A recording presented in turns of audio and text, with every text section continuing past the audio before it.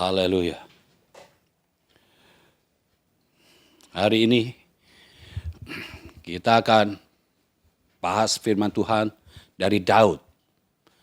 Masih dengan judul yang sama, Master Key to Unlock. Ya. Saya mau saudara sekalian bisa merasakan hal-hal yang ilahi dan supranatural. Itu sebabnya saya mempersiapkan saudara untuk masuk ke dalam bagian itu. Ya. Saya mau awali, sebelum saya masuk ke dalam firman Tuhan, saya mau awali nubuatan Dr. Jonathan David. Pada waktu saya ikut IPC, International Business Conference di Malaysia, Dr. Jonathan David memberikan nubuatan tentang perekonomian dunia. Ya, dia katakan gini, ada masa lembut tambun dari November 2012, itu waktu saya ikut IBC-nya, sampai November 2019. Itu masa lembut tambun. Artinya kita bekerja tidak ada masalah. Gitu, ya. Tidak ada resesi ekonomi.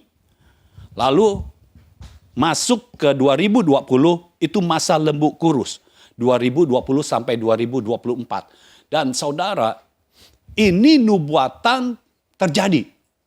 Padahal kalau kita tahu soal perekonomian, ini sangat mustahil untuk terjadi.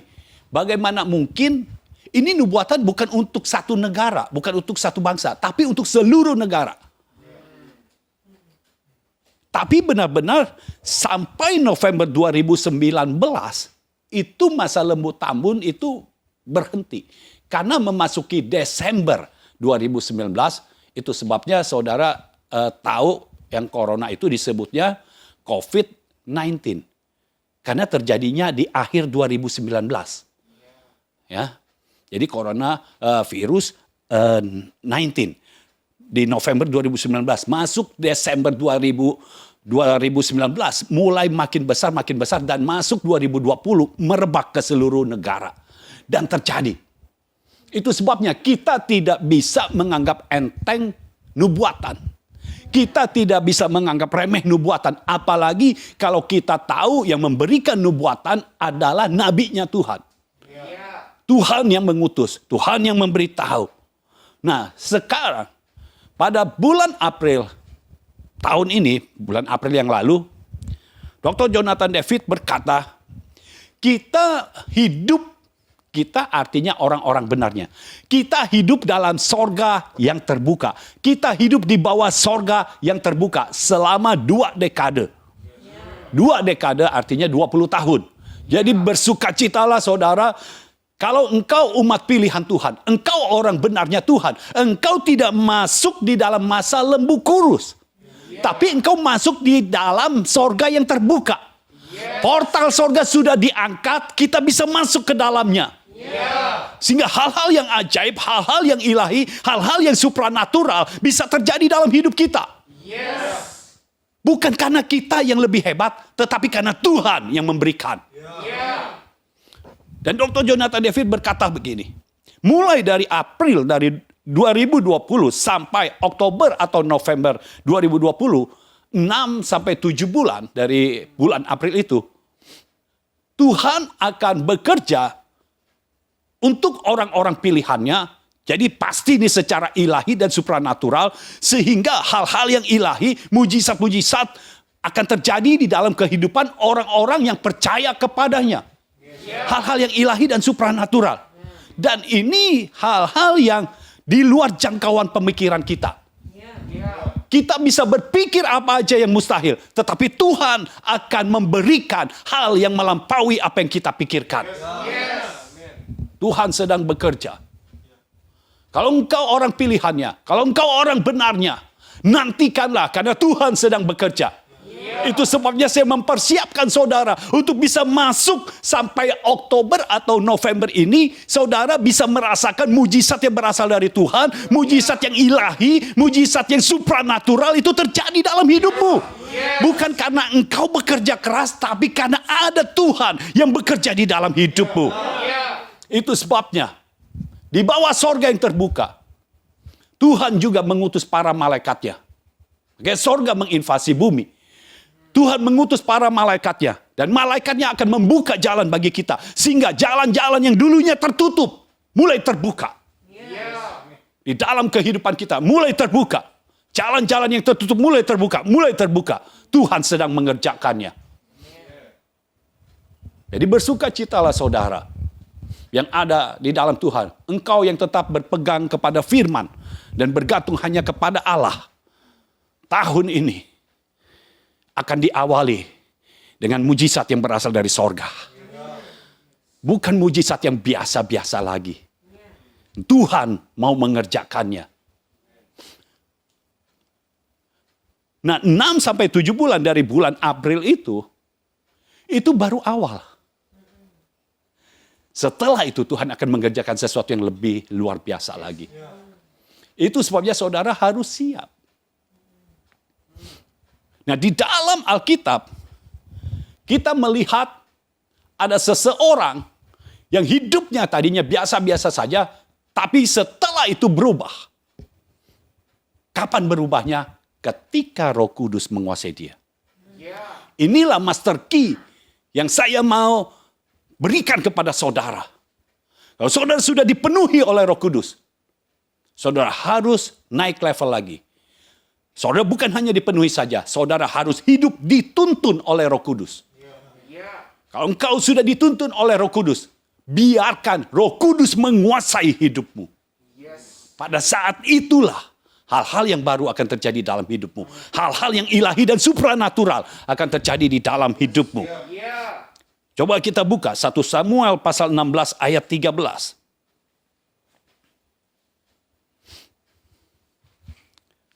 1 Samuel 16 ayat 13. Samuel mengambil tabung tanduk yang berisi minyak itu dan mengurapi Daud di tengah-tengah saudara-saudaranya. Sejak hari itu dan seterusnya berkuasalah Roh Tuhan atas Daud. Lalu berangkatlah Samuel menuju Rama. Jadi Samuel datang ke rumah Isai. Saudara sudah mendengar ceritanya. Samuel datang ke rumah Isai. Mau apa? Mau mencari pengganti Saul.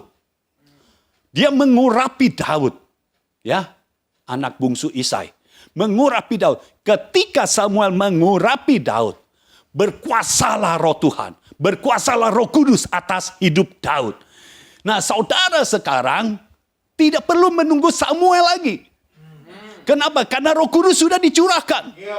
Roh Kudus memenuhi saudara. Saudara tinggal mengikuti tuntunan Roh Kudus dan saudara hidup lebih dalam lagi untuk dikuasai oleh Roh Kudus. Maka apa yang terjadi dalam hidup Daud akan terjadi juga di dalam hidupmu. Bahkan firman Tuhan menyatakan justru yang akan terjadi dalam hidup kita adalah hal-hal yang lebih besar lagi. Karena kemegahan yang Tuhan berikan kepada gereja mula-mula dibandingkan dengan gereja yang sekarang ini. Gereja yang sekarang ini akan diberikan kemegahan yang lebih lagi. Gereja mula-mula sudah luar biasa. Terjadi mujizat setiap hari. Ya.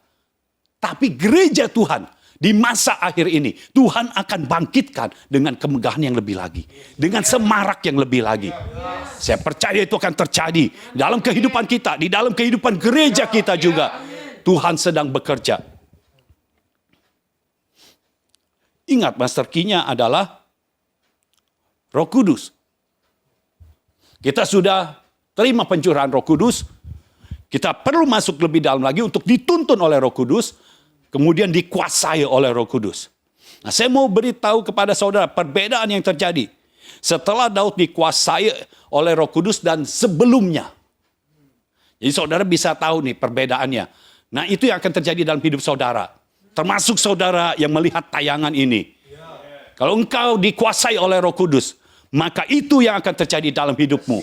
Apa yang terjadi dalam hidup Daud, terjadi juga dalam hidupmu. Bahkan hal-hal yang lebih besar akan terjadi dalam hidupmu. Yang pertama, sebelum dikuasai oleh Roh Kudus, Daud melakukan hal-hal yang rutinitas. Pasal 16 yang tadi, ayat yang ke-11. Ya, Daud melakukan hal-hal yang rutinitas. 1 Samuel 16 ayat 11. Lalu Samuel berkata kepada Isai, "Inikah anakmu semuanya?" Jawabnya, "Masih tinggal yang bungsu, tetapi sedang mengembalakan kambing domba." Kata Samuel kepada Isai, "Suruhlah memanggil dia, sebab kita tidak akan duduk makan sebelum ia datang kemari." Jadi apa yang dilakukan oleh Daud? Dia sedang mengembalakan kambing domba. Sedang terjadi pesta di rumahnya, dia tetap mengembalakan kambing domba. Ini yang biasa dilakukan oleh Daud. Setiap hari dia melakukan hal-hal yang rutin. Sebelum dikuasai oleh Roh Kudus. Dia melakukan hal-hal yang rutin. Pagi-pagi pergi ke padang penggembalaan. Menggembalakan kambing domba. Nanti sudah sore balik pulang. Ya, istirahat mungkin, mandiin kambing dombanya. Ya, sediain makanan juga. Buat makan malam, buat dinernya kambing domba, disediain juga, saudara. Nanti Daudnya tidur, pagi bangun, bawa lagi kambing domba. Rutin. Sudah biasa. Nah, kalau saudara hidup di dalam hal yang rutinitas, saudara harus berdoa kepada Tuhan supaya engkau dikuasai oleh Roh, sehingga hal-hal yang rutin tidak membelenggu hidupmu. Ya. Karena seringkali tanpa disadari kita dibelenggu oleh hal-hal yang rutinitas. Setiap hari begitu aja. Tiap hari begitu aja.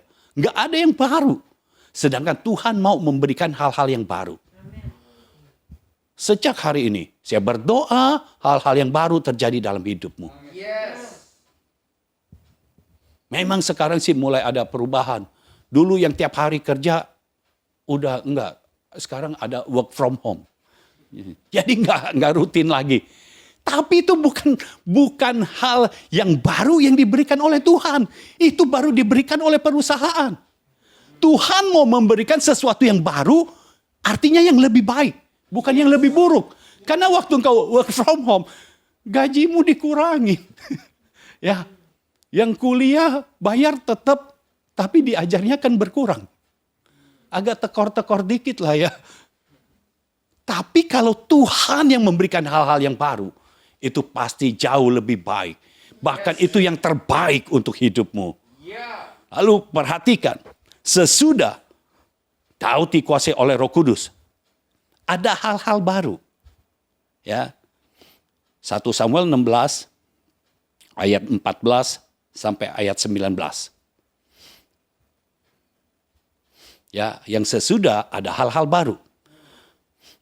Mulai ayat 14, tetapi roh Tuhan telah mundur daripada Saul. Dan sekarang ia diganggu oleh roh jahat yang daripada Tuhan.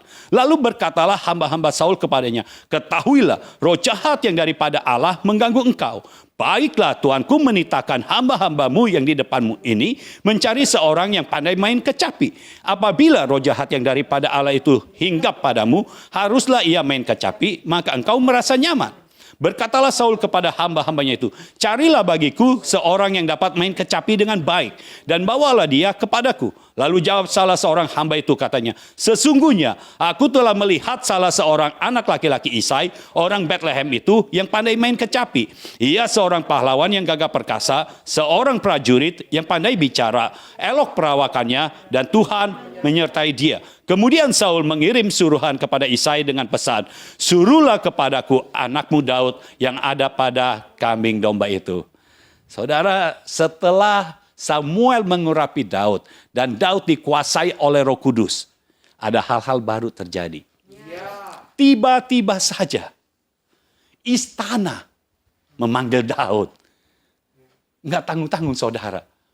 Bukan dari rumah lagi, dari istana.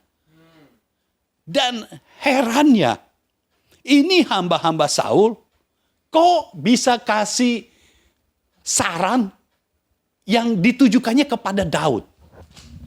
Ya, karena Tuhan mau mengangkat Daud menjadi raja. Nah, roh Tuhan yang tadinya ada pada Saul jadi nggak ada. Sekarang roh jahat yang ada pada Saul. Nah, untuk supaya roh jahat ini tidak mengganggu Saul, ini pegawainya pada kasih saran, kasih ide yang brilian. Cari aja pemain kecapi. Nanti waktu raja dirasuki oleh roh jahat, dia main kecapi, roh jahatnya minggir deh, mundur. Kok dia bisa tahu? Terus kenapa carinya main kecapi? Kenapa nggak cari pemain rebana? Kalau pemain rebana, Daud nggak masuk hitungan. Atau pemain keyboard, belum ada waktu itu. Tepat banget, pemain kecapi. Kecapi, sehari-hari Daud main. Lalu dari mana dia tahu kalau Daud main kecapi, itu roh jahat bisa mundur? Dari mana taunya? Karena pegawainya pernah lihat Daud. Mungkin pegawainya pernah lagi kesel. Dia lewat di padang penggembalaan di mana Daud ada. Dia lagi main kecapi.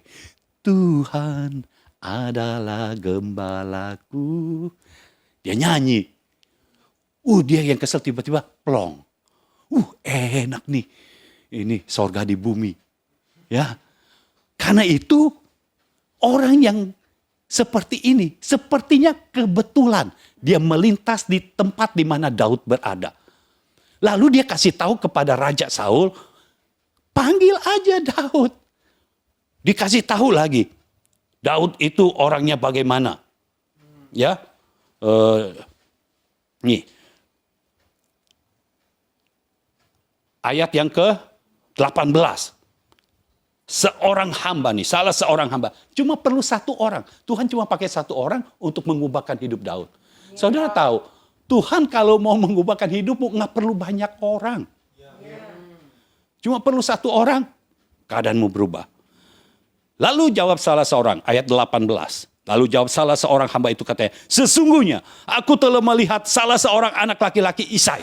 Orang Bethlehem itu. Dari mana dia tahu itu anak laki-laki Isai? Artinya dia udah samperin Daud. Dia tanya.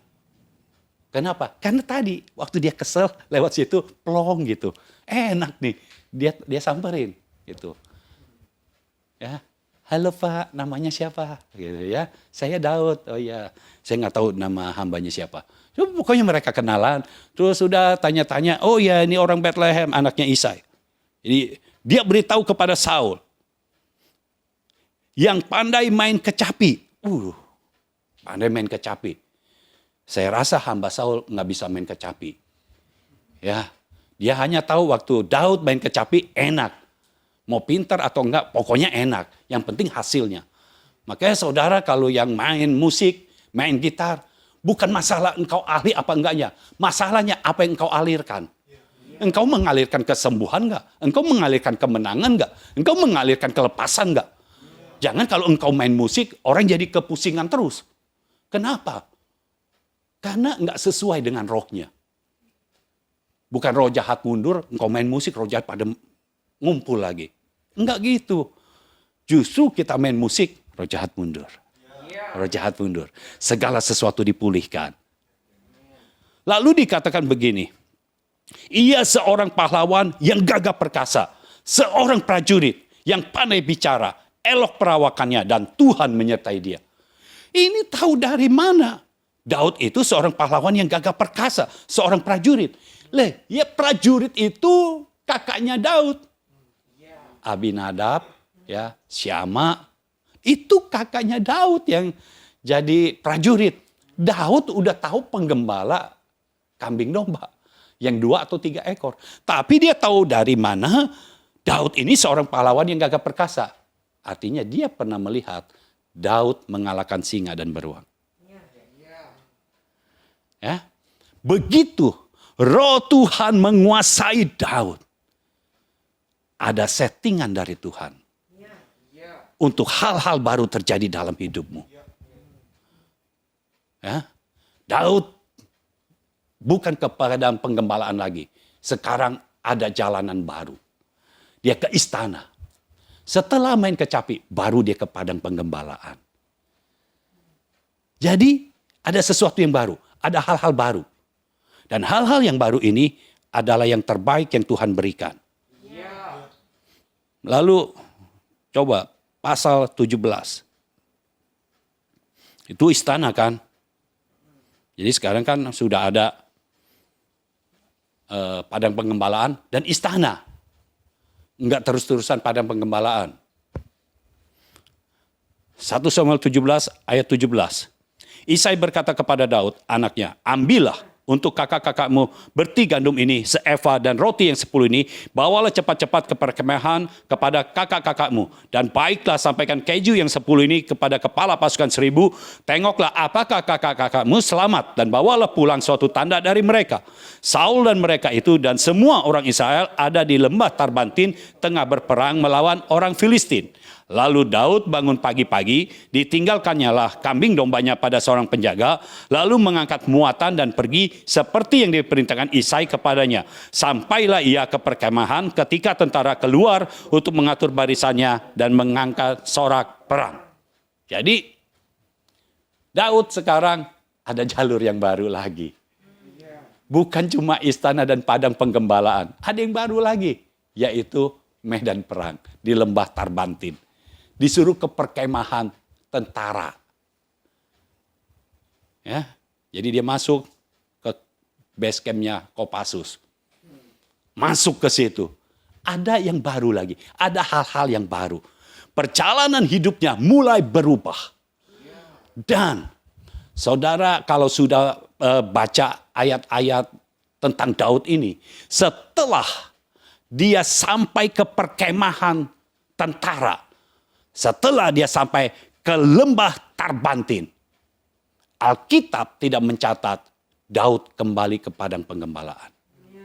Hal-hal yang baru terjadi dalam hidup Daud. Ya.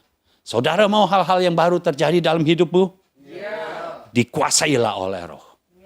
Sebelum kau dikuasai oleh Roh, engkau harus hidup dituntun oleh Roh.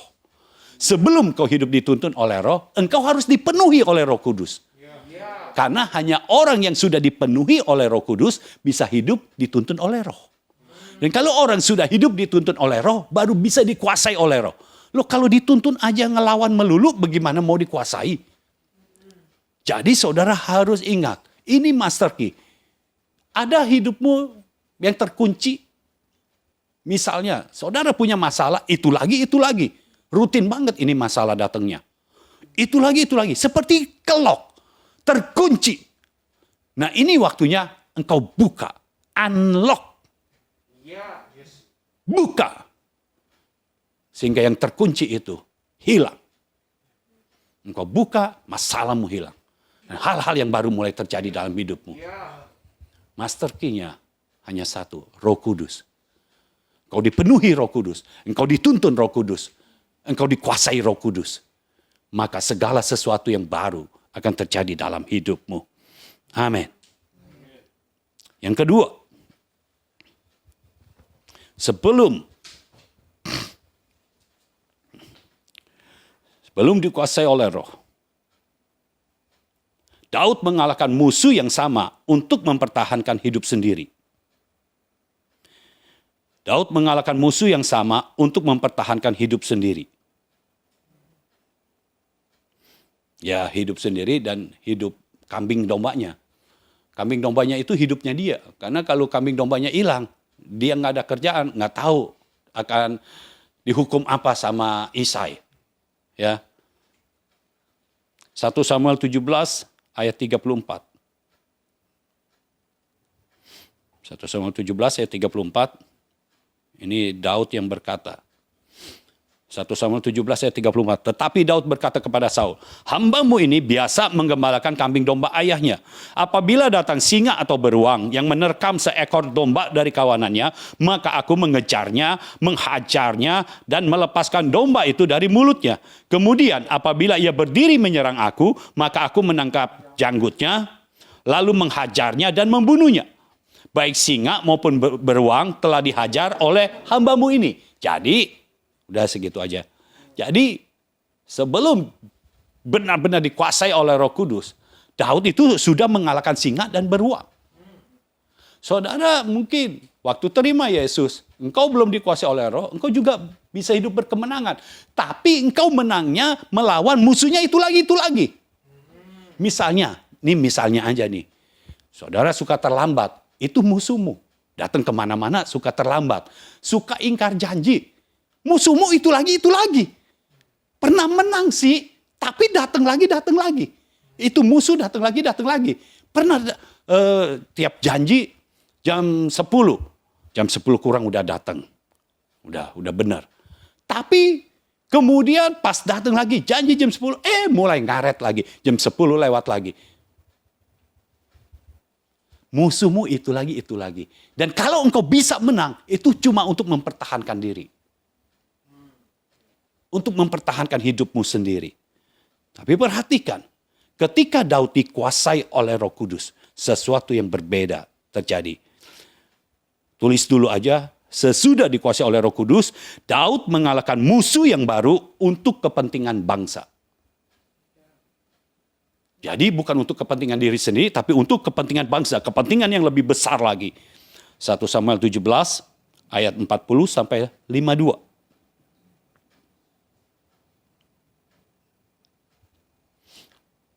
Sudah 1 Samuel 17 ayat 40 sampai ayat 52. Lalu Daud mengambil tongkatnya di tangannya, dipilihnya dari dasar sungai 5 batu yang licin dan ditaruhnya dalam kantung gembala yang dibawanya, yakni tempat batu-batu. Sedang umbannya dipegangnya di tangannya. Demikianlah ia mendekati orang Filistin itu.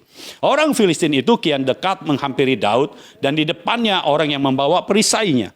Ketika orang Filistin itu menunjukkan pandangnya ke arah Daud serta melihat dia, dihinanya Daud itu karena ia masih muda, kemerah-merahan dan elok parasnya. Orang Filistin itu berkata kepada Daud, "Anjingkah aku, maka engkau mendatangi aku dengan tongkat." Lalu demi para allahnya orang Filistin itu mengutuki Daud. Pula orang Filistin itu berkata kepada Daud, "Hadapilah aku, maka aku akan memberikan dagingmu kepada burung-burung di udara dan kepada binatang-binatang di padang." Tetapi Daud berkata kepada orang Filistin itu, "Engkau mendatangi aku dengan pedang dan tombak dan lembing, tetapi aku mendatangi engkau dengan nama Tuhan semesta alam, Allah segala barisan Israel yang kau tantang itu. Hari ini juga Tuhan akan menyerahkan engkau ke dalam tanganku, dan aku akan mengalahkan engkau dan memenggal kepalamu dari tubuhmu. Hari ini juga aku akan memberikan mayatmu dan mayat tentara orang Filistin kepada burung-burung di udara dan kepada binatang-binatang liar, supaya seluruh bumi tahu bahwa Israel mempunyai Allah. Dan supaya segenap jemaah ini tahu bahwa Tuhan menyelamatkan bukan dengan pedang dan bukan dengan lembing. Sebab di tangan Tuhanlah pertempuran, dan ia pun menyerahkan kamu ke dalam tangan kami." Ketika orang Filistin itu bergerak maju untuk menemui Daud, maka segeralah Daud berlari ke barisan musuh untuk menemui orang Filistin itu. Lalu Daud memasukkan tangannya dalam kantungnya. Diambilnyalah sebuah batu dari dalamnya, diumbannya, maka kenalah dahi orang Filistin itu, sehingga batu itu terbenam ke dalam dahinya, dan terjerumuslah ia dengan mukanya ke tanah. Demikianlah Daud mengalahkan orang Filistin itu dengan umban dan batu. Ia mengalahkan orang Filistin itu dan membunuhnya tanpa pedang di tangan. Daud berlari mendapatkan orang Filistin itu, lalu berdiri di sebelahnya, diambilnyalah pedangnya, dihunusnya dari sarungnya, lalu menghabisi dia. Dipancungnyalah kepalanya dengan pedang itu. Ketika orang-orang Filistin melihat bahwa pahlawan mereka telah mati, maka larilah mereka. Maka bangkitlah orang-orang Israel dan Yehuda. Mereka bersorak-sorak lalu mengejar orang-orang Filistin sampai dekat Gat dan sampai pintu gerbang Ekron. Dan orang-orang yang terbunuh dari Filistin bergelimpangan di jalan ke Saharim, sampai Gat dan sampai Ekron. Perhatikan, Daud tadinya cuma melawan singa dan beruang. Tetapi Tuhan mengangkat Daud masuk ke level yang baru. Dia tidak melawan singa dan beruang lagi. Sejak saat itu dia tidak melawan singa dan beruang lagi. Dia mulai melawan Goliat. Nah, kalau saudara baca ayat-ayatnya, Goliat ini bikin bangsa Israel, satu bangsa loh, ketakutan. Tetapi Daud waktu tiba, dia tidak ada ketakutan. Kenapa? Siapa yang dikuasai oleh Roh Kudus, tidak pernah ada roh ketakutan di dalamnya. Tidak ada kekhawatiran di dalamnya. Daud dikuasai oleh Roh Kudus, sehingga ketakutan tidak ada di dalam hidupnya. Tidak ada kekhawatiran di dalam hidupnya. Ketika dia mau maju perang dengan Filistin, berkelahi dengan Goliat, dia tidak takut dan dia tidak khawatir. Dia tidak khawatir, aduh nanti kalau lawan dia menang apa enggak nih. Udah badannya gede lagi, ini lebih gede dari beruang. Lebih gede dari beruang. Dan kalau lihat senjatanya, ini lebih tajam dari singa beruang. Dari singa dari cakarnya singa juga. Ya, ada tombak, ada pedang. Gede-gede, karena Goliatnya gede, pedangnya mesti gede. Tombaknya juga mesti gede. Tapi Daud kecil. Tapi Daud tidak takut dan Daud tidak khawatir. Orang yang dikuasai oleh Roh Kudus. Di dalam hati dan pikirannya hanya ada Tuhan. Itu sebabnya dia berkata, engkau mendatangi aku dengan pedang dan tombak dan lembing. Tapi aku mendatangi engkau dengan nama Tuhan semesta alam. Siapapun musuhmu, kalau engkau mendatanginya dengan nama Tuhan semesta alam, dengan Roh Kudus yang menguasai engkau itu, maka kemenangan ada di pihakmu. Karena Allah yang kita sembah adalah Allah yang menang. Allah yang sudah mengalahkan dosa, Allah yang sudah mengalahkan iblis, dan Allah yang sudah mengalahkan maut. Itu sebabnya ketika kita datang, kita dikuasai oleh Roh Kudus, maka kita akan menang. Perhatikan, Daud mengalahkan Goliat dengan senjatanya yang belum diubah, yang belum diganti. Masih senjata yang dipakai untuk mengalahkan singa dan beruang. Senjatamu, kalau engkau biasa seperti itu, engkau kalahkan musuh-musuh yang lama.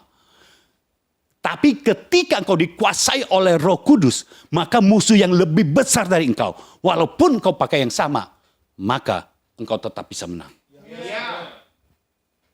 Saudara tahu bahwa firman itu berkuasa? Ya.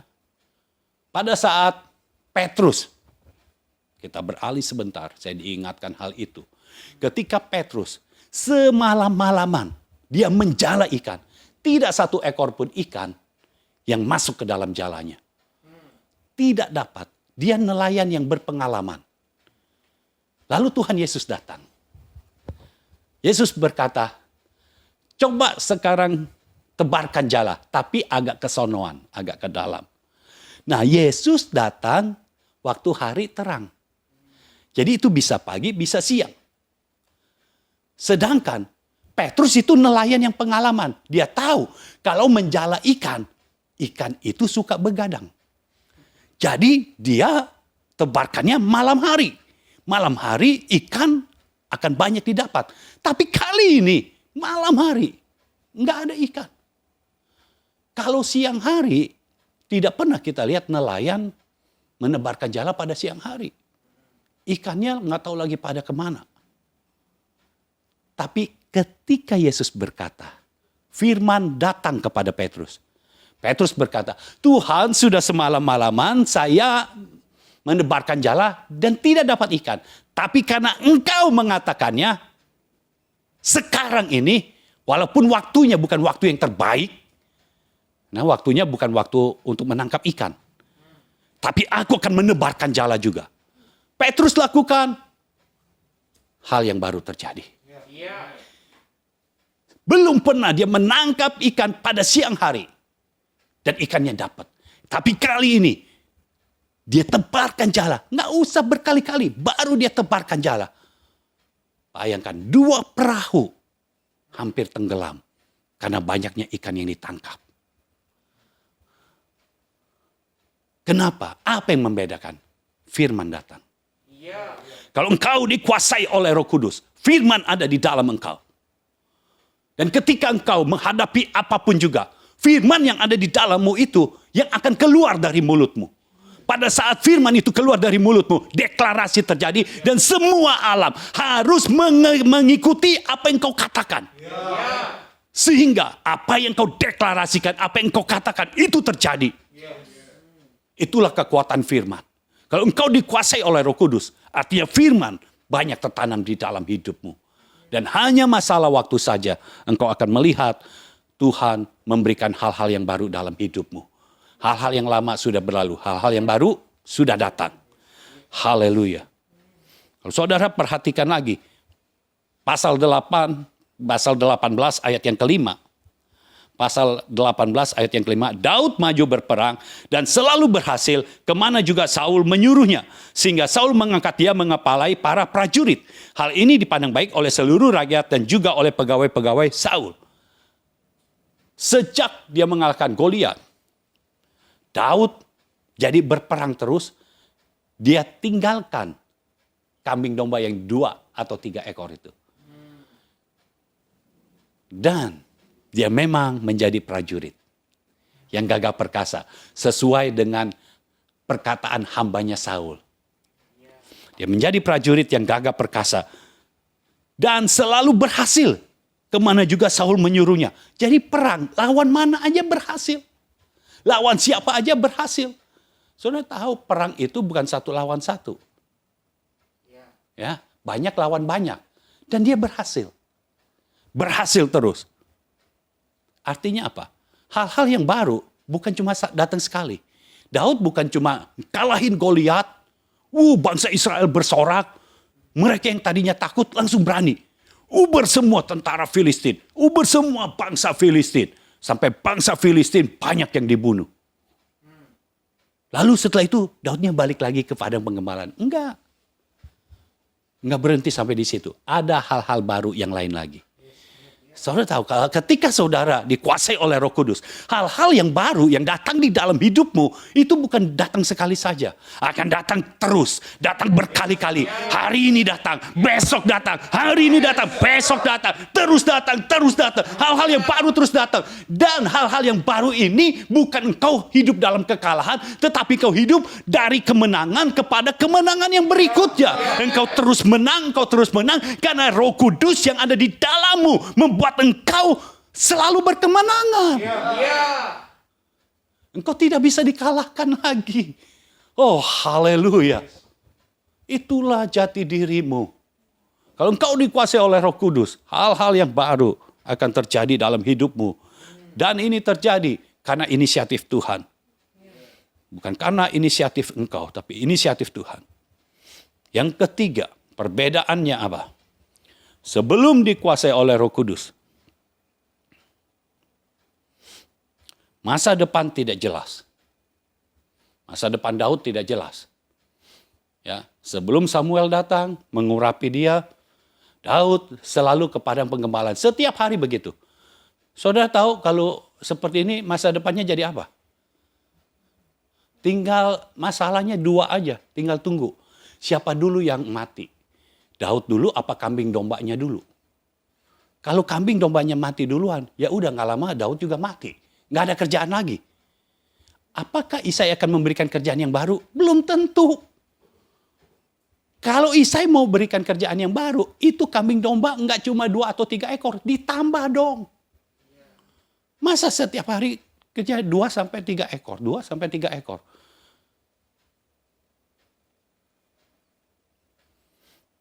Masa depan apa yang bisa didapat oleh Daud? Tidak ada. Masa depan apa yang bisa engkau harapkan dari kehidupan yang ada sekarang ini? Tidak ada. Tapi kalau engkau dikuasai oleh Roh Kudus, masa depanmu akan berubah. Walaupun dunia sudah menyatakan engkau masa depannya suram. Tapi kalau engkau dikuasai oleh Roh Kudus akan mengubah semuanya itu. Firman yang ada di dalammu akan mengubah semuanya itu. Masa depanmu akan gilang gemilang. Karena begitu engkau dikuasai Roh Kudus, masa depan menjadi jelas dan gilang gemilang. Daud setelah dikuasai oleh Roh Kudus, masa depannya jelas dan gilang gemilang. Apa masa depannya? Ketika Samuel mengurapi, ini jelas nih masa depannya. Daud akan menjadi seorang raja. Daud bukan jadi penggembala lagi. Daud menjadi seorang raja. Ini masa depan Daud. Jelas. Jelas. Itu sebabnya.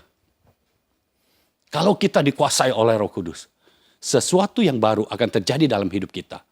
Dan terjadinya terus menerus, bukan hanya sekali 2 kali saja.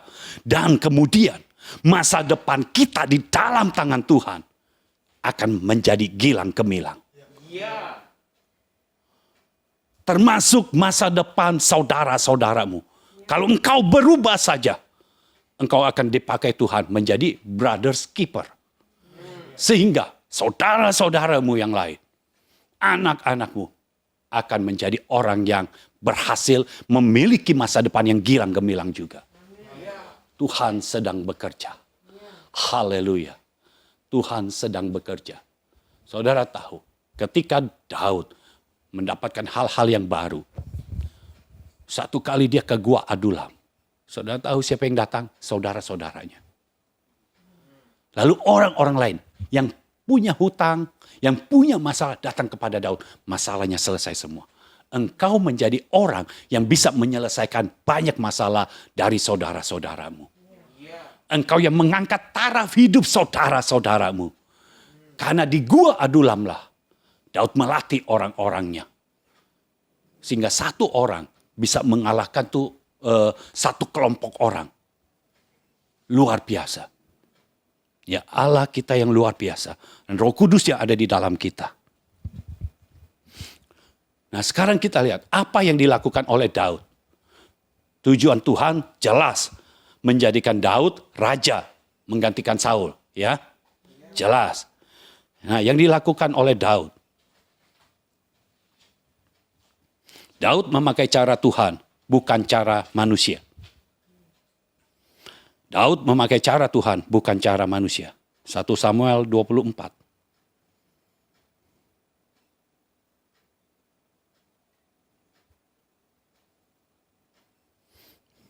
1 Samuel 24 ayat 2 sampai ayat yang ke-7. Kemudian Saul mengambil 3.000 orang yang terpilih dari seluruh orang Israel. Lalu pergi mencari Daud dan orang-orangnya di gunung batu kambing hutan. Ia sampai ke kandang-kandang domba di tepi jalan. Di sana ada gua dan Saul masuk ke dalamnya untuk membuang hajat. Tetapi Daud dan orang-orangnya duduk di bagian belakang gua itu. Lalu berkatalah orang-orangnya kepada Daud, telah tiba hari yang dikatakan Tuhan kepadamu. Sesungguhnya aku menyerahkan musuhmu ke dalam tanganmu. Maka perbuatlah kepadanya apa yang kau pandang baik. Maka Daud bangun lalu memotong puncak jubah Saul dengan diam-diam. Kemudian berdebar-debarlah hati Daud karena ia telah memotong puncak Saul. Lalu berkatalah ia kepada orang-orangnya, dijauhkan Tuhanlah kiranya daripadaku untuk melakukan hal yang demikian kepada Tuanku, kepada orang yang diurapi Tuhan, yakni menjamah dia, sebab dialah orang yang diurapi Tuhan. Dan Daud mencegah orang-orangnya dengan perkataan itu. Ia tidak mengizinkan mereka bangkit menyerang Saul. Jadi ada kesempatan bagi Daud untuk menyingkirkan Saul.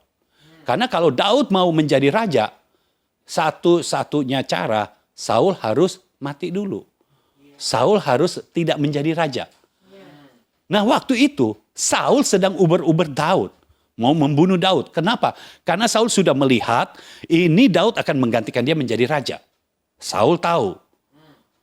Nah, pada saat dia uber, Daud kan ada di gua-gua. Nah, ketika dia masuk ke gua karena dia sakit perut, Daud ada di situ. Dan waktu dia melakukan pekerjaannya, dia membuang hajat, Daud itu datang, dipotong ujung jubahnya. Artinya Daud udah dekat sekali dengan Saul. Kan waktu buang hajat, Saul nggak mungkin sama orang-orangnya.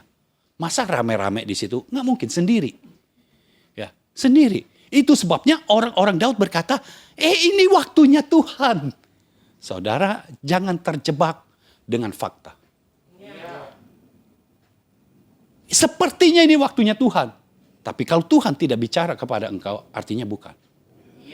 Daud melihat, biar bagaimana Saul adalah orang yang pernah diurapi. Dia diurapi oleh Samuel menjadi raja loh.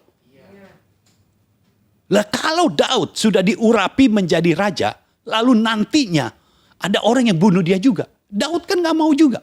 Itu sebabnya dia tahu Saul dulu diurapi oleh Samuel menjadi raja, dan dia tidak mau membunuh orang yang pernah diurapi oleh Tuhan. Padahal sudah di depan mata. Keuntungan Daud kalau membunuh Saul, pertama, dia punya kesempatan besar untuk menggantikan Saul saat itu. Yang kedua, dia hidupnya jadi lebih tenang, nggak diuber-uber. Tapi dia tidak melakukannya. Kenapa? Roh Kudus menguasai dia. Dia tahu jalannya. Dia tidak mau pakai cara manusia. Dia tetap mau pakai cara Tuhan. Cara manusia begitu. Saudara perhatikan kalau di kitab Raja-Raja, ya, khususnya di kerajaan Israel, setiap kali orang mau menjadi raja, dia harus menyingkirkan raja yang lamanya dulu. Kalau kerajaan Yehuda kan semua anaknya menggantikan bapaknya jadi raja. Tapi di kerajaan Israel itu suka ada yang berontak. Ya, suka ada yang berontak sehingga rajanya diganti bukan dari keturunannya tapi dari pemberontak itu. Ya. Daud tidak memakai cara manusia. 2 kali Daud punya kesempatan seperti itu. Daud punya kesempatan untuk membunuh Saul. Tapi dia tidak melakukannya. Karena itu bukan cara Tuhan. Itu cara manusia. Lalu, dia menyelaraskan dengan waktu Tuhan. Yang kedua, dia menyelaraskan dengan waktu Tuhan.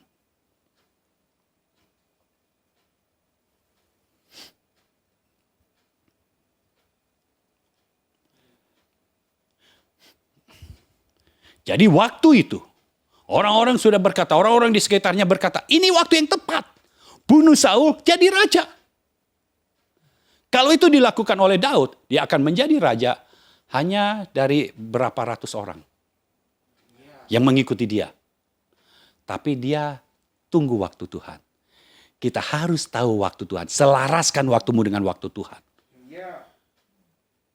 Pada akhirnya, Daud diangkat raja pertama di Yehuda.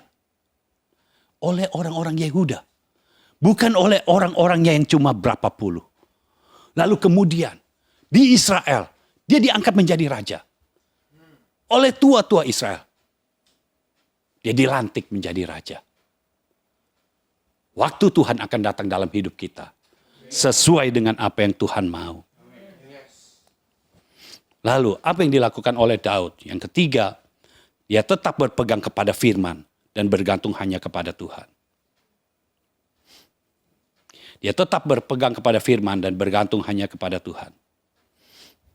Di kitab Mazmur, saudara bisa membacanya. Mazmur 1 ayat 1 sampai 3 itu yang buat Daud, ya. Yang jangan berdiri, jangan berjalan di kumpulan pencemooh gitu. Yang kesukanya adalah Taurat Tuhan. Ya. Lalu Mazmur 23, ini kebergantungan Daud kepada Tuhan. Tuhan adalah gembalaku. Tidak akan kekurangan aku. Ya. Dia berpegang kepada firman. Bergantung hanya kepada Allah saja. Orang yang dikuasai oleh Roh Kudus, maka dia akan tetap berpegang kepada firman. Dia tidak berpegang kepada apa yang fana. Dia tidak berpegang kepada fakta, tapi dia berpegang kepada firman. Fakta kehidupan apapun bentuknya, kalau tidak sesuai dengan firman, dia tetap akan percaya kepada firman. Dan dia bergantung hanya kepada Allah.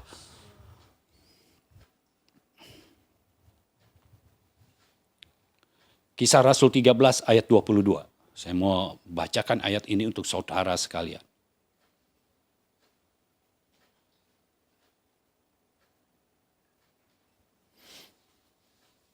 Karena saya mau berdoa untuk saudara setelah ini. Kisah Rasul 13 ayat 22. Kita baca bersama-sama. Setelah Saul disingkirkan, Allah mengangkat Daud menjadi raja mereka. Tentang Daud, Allah telah menyatakan, aku telah mendapat Daud bin Isai, seorang yang berkenan di hatiku dan yang melakukan segala kehendakku. Daud melakukan segala kehendak Tuhan, bukan kehendaknya sendiri. Dan untuk orang yang seperti ini, untuk orang yang berpegang kepada firman, bergantung kepada Allah, yang melakukan kehendak Tuhan saja, orang yang seperti ini, Tuhan tidak akan segan-segan menyingkirkan siapapun juga yang menghalangi untuk engkau bisa naik lebih tinggi lagi. Daud diangkat oleh Tuhan. Tetapi selama Saul masih menjadi raja, Daud tidak pernah menjadi raja. Itu sebabnya Saul disingkirkan oleh Tuhan. Bukan Daud yang menyingkirkan Saul. Kita sudah tahu dari cerita yang tadi. Bukan Daud yang menyingkirkan Saul. Pada akhirnya Tuhan yang meninggikan Daud. Dia bukan menjadi raja atas beberapa puluh atau beberapa ratus orang saja. Tetapi dia menjadi raja atas seluruh Israel.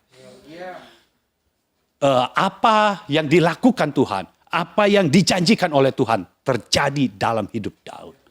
Apa yang menjadi firman Tuhan dalam hidupmu, apa yang menjadi janji Tuhan di dalam hidupmu, saya percaya itu akan diwujud nyatakan oleh Tuhan sendiri. Digenapi oleh Tuhan sendiri. Dan kalau ada yang menghalangi untuk engkau bisa meraih janji itu, untuk engkau bisa meraih penggenapan firman itu, maka Tuhan tidak segan-segan untuk menyingkirkan segala penghalang itu. Dan saya percaya di dalam nama Yesus, kemenangan sudah engkau raih. Kemenangan yang besar sedang engkau raih. Di dalam nama Yesus, segala penghalang yang membuat engkau tidak bisa naik ke level berikutnya, disingkirkan oleh Tuhan. Di dalam nama Yesus, saya percaya inilah yang terjadi di dalam hidupmu. Tuhan akan bekerja. Tuhan akan mulai mengadakan hal-hal yang baru di dalam hidupmu. Jalan-jalan yang baru di dalam hidupmu, hal-hal yang ilahi, hal-hal yang signifikan, hal-hal yang supranatural terjadi di dalam hidupmu.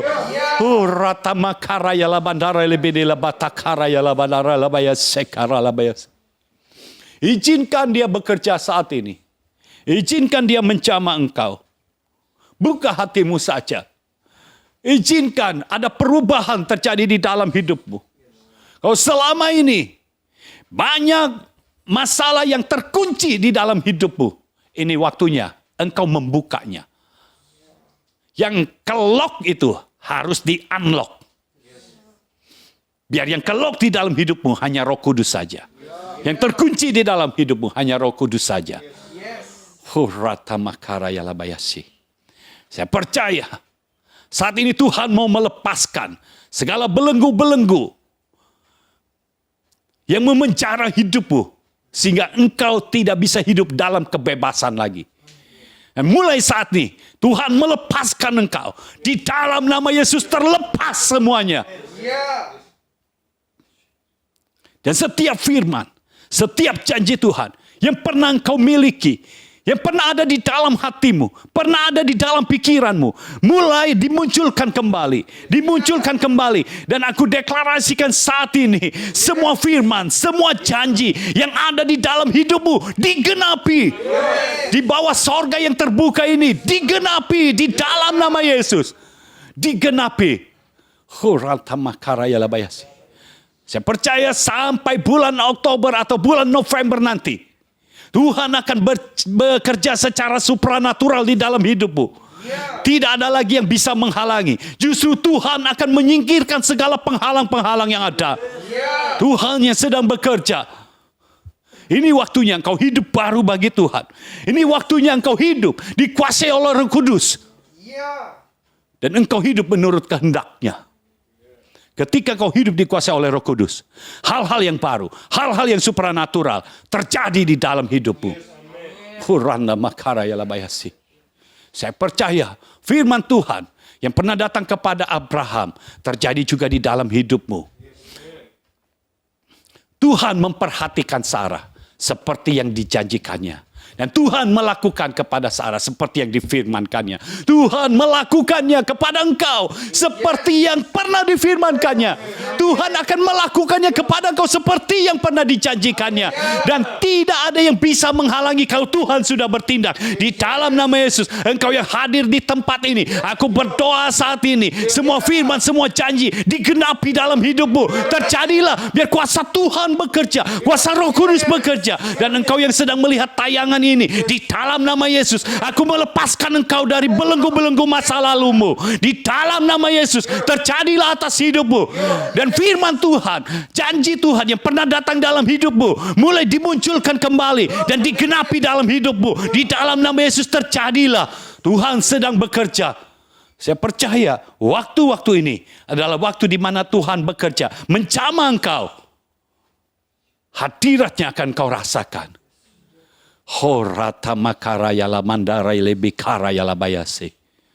Angkat tanganmu sekali lagi kepada Tuhan. Kami menyerahkan hidup ke dalam tanganmu Tuhan. Kami mau hidup dipenuhi oleh Roh Kudus. Kami mau hidup dituntun oleh Roh Kudus. Kami mau hidup dikuasai oleh Roh Kudus.